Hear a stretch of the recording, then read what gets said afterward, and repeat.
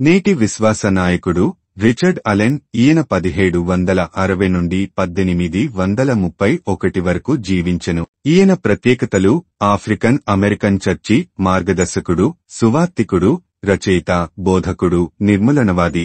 ఈయన సంక్షిప్త జీవిత చరిత్ర ద్వారా దేవునికి సేవ చేసేలా ప్రేరేపించడమే ఈ పరిచర్య లక్ష్యం. భారమున్నచో ఇతరులను ప్రేరేపించండి.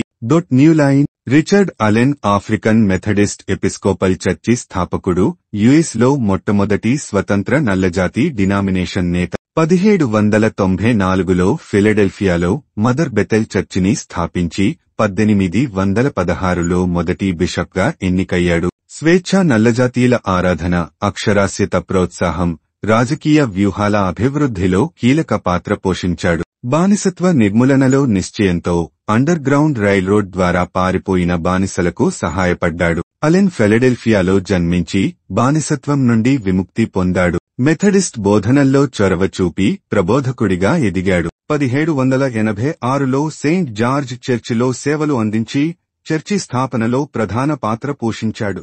1793 పసుపు జ్వర మహమ్మారిలో నల్లజాతి సంరక్షకుల సేవలను ప్రస్తావిస్తూ కరపత్రం ప్రచురించాడు. 71 ఏళ్ల వయస్సులో కన్నుమూసిన అలెన్ మదర్ బెతెల్ చర్చిలో ఖననం చేయబడ్డాడు. ఈయన పేరు విద్యాసంస్థలు, బహిరంగ ప్రదేశాలు, పోస్టల్ స్టాంప్లలో నిలిచిపోయింది.